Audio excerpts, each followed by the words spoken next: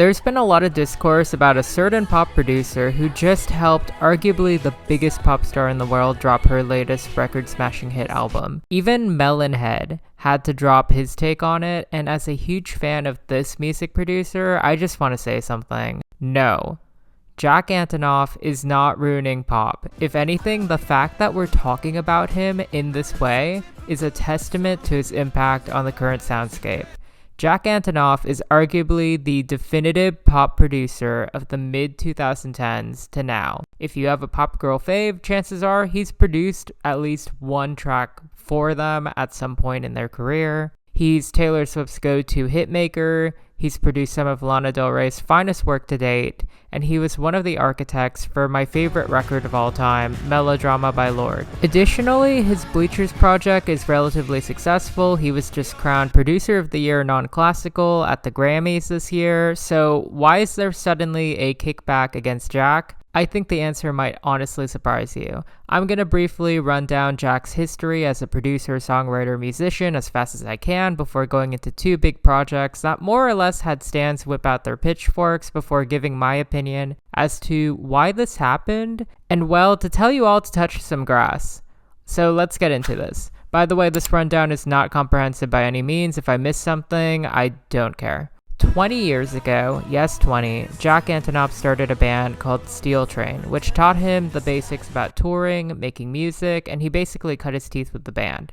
Success doesn't happen overnight, but 10 years later in 2012, his next band, Fun. With that band, he scored his first #1 hit with the song We Are Young, featuring the iconic Janelle Monáe. Fun actually ended up winning Best New Artist and Song of the Year at the Grammys the following year. Also, big thing to note, during 2012, he got his first non-Fun songwriting credit, which was a bonus track on Carly Rae Jepsen's Kiss, Sweetie. Though he did not produce it, you can actually hear his influence on the track.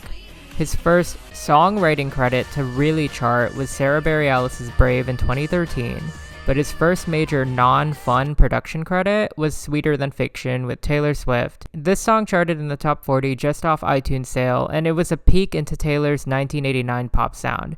Taylor actually had to fight her former label to get this track released because she was supposed to be dormant before 1989, but her belief in Jack and this song would pay off. The song would mark the start of a partnership that has resulted in multiple top 40 hits and fan faves, as well as 3 #1 singles. 2014 was a landmark year for Jack. He really launched Bleachers, his indie pop band. He scored 3 credits off Taylor Swift's 1989, which was the blockbuster album of the year, including top 20 hit and fan fave Out of the Woods. For the next 2 years, he actually got some credits with Troye Sivan, Grimes, Sia, Brooke Candy, Fifth Harmony, and way more, as well as his first certified smash pop hit song, which was I Don't Want to Live Forever in 2016 with Zayn and Taylor Swift.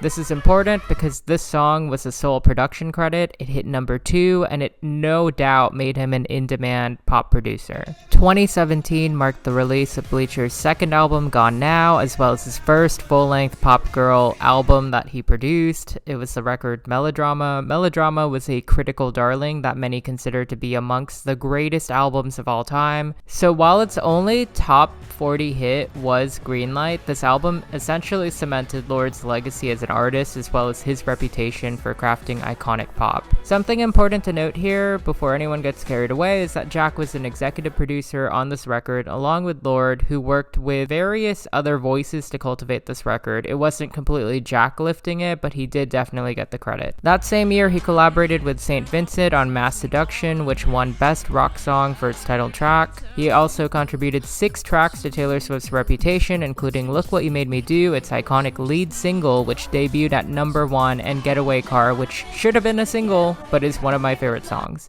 In 2018, his impact on the girls and the gays was felt when he was chosen to curate and produce the Love Simon soundtrack, for which he contributed multiple tracks, including a Harry Styles co-write. 2019 was a hallmark year critically when he produced Lana Del Rey's magnum opus, Norman fucking Rockwell, which landed Lana her first ever Album of the Year nomination. Just a quick mention of Want You in My Room, which is one of my favorite Carly Rae Jepsen songs of all time. He also closed out that year producing 11 of 18 of Taylor's Lover tracks. 2020 marked even more collaborations, including the Chicks comeback album, 7 tracks off Taylor Swift's Album of the Year winning pandemic smash record Folklore, and 2 off of her surprise follow-up that same year, Evermore. 2021 was the year that things finally started to get a little bit shaky for Antonoff. In that 1 year, he produced Lana Del Rey's Chemtrails Over the Country Club, vault tracks for Taylor Swift's re-recordings, St. Vincent's Best Alternative Album Grammy-winning Daddy's Home,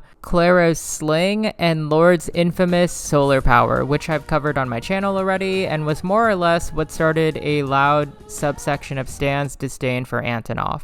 2022 continued Antonoff's insane stream of production and writing credits. He added Florence and the Machine's Dance Fever, an entire soundtrack for Minions: The Rise of Gru, a 1975 album, and just recently Taylor Swift's Midnights, which lit the fuse for the discourse we're seeing today about Jack being a quote-unquote bland producer, which is an unfair accusation. The most common criticism that I see against Antonoff himself is that his music sounds the same, and I think that's extremely unfair to say. This critique has become prevalent around the time Solar Power came out, but it really picked up steam with Midnights. This is the same man who produced Dance Fever and Daddy's Home 1 year apart. While he does have his own trademark sounds, particularly in the pop arena, I'd recommend diversifying your artist selection before jumping to the conclusion. Ergo, listen to other music. People who point the finger at him for not enjoying their fave's most recent album, you guys are extremely simplistic in your views. The artists themselves choose to work with Jack. For Solar Power and Midnights, both Lord and Taylor share production credits on the entire album and had a clear hand in determining the sound and feel of the record. Likewise,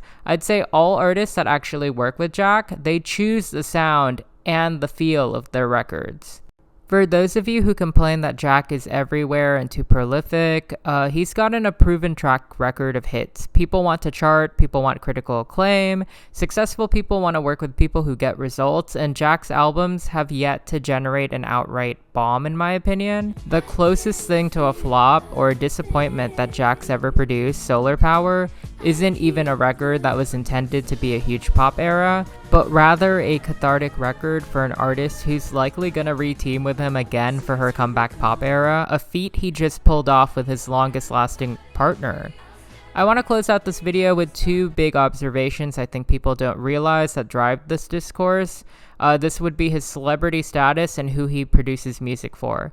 Jack Antonoff is not like the other producers. There are tabloids and people who are curious about who he's dating. He's had high-profile relationships with people like Lena Dunham, which generated an iconic problematic PowerPoint about him and Lorde allegedly having an affair. I cannot recall any other music producers who have this level of name recognition he has. We don't know Jack, no pun intended, about other pop heavy hitters like Max Martin, Greg Kurstin, Ian Kirkpatrick, Louis Bell. You get the point. I just think that the accessibility and celebrity intrigue alone opens him up to a bunch of strange, weird criticisms. Who he produces music for is another point of contention. His clientele base is predominantly composed of women. While he has produced for male acts, he's known to be the pop girl whisperer and magician. It's a little bit weird that he's getting more flack than some of his peers. Could it be an extension of misogyny that pop girls face at large? For younger viewers, I want you to compare the reception of an album like Avril Lavigne's Let Go compared to Pure Heroine by Lorde and Olivia Sour, especially when looked at from the Grammys. With music journalists and critics finally diversifying and valuing previously overlooked perspectives and sounds, I just find this fixation on a man who produces critical and commercial hits for women a little bit weird. Honestly, it's weird for Stan Twitter and for outlets to take a hatred stance against him. Regardless, Jack for the time being is here to stay. He'll likely continue to be a key voice in shaping future classic hits, and honestly, we'll be listening to them long after the chatters died down. Is he a perfect producer? Definitely not. There are valid points to be made about how ubiquitous and monotonous his music can get at times, especially if you only listen to his circle of collaborators. However, directly blaming him for ruining your fave or the pop genre at large is ridiculous. Go touch some grass. Okay, jump scare, it's me. Thank you so much for watching this video. I conceived it sort of as part of a series about producers that I want to do. I want to talk about people like will.i.am, Sophie, people who have been influential, trendy, cool. If you want to watch some of those, consider liking, subscribing, commenting who you want me to cover. A quick shout out to my members. Thank you so much, guys. Without you guys, I don't have the time or the effort to continue doing this channel. So consider joining if you really do love my content. And yeah, that's a wrap. Thank you so much, guys.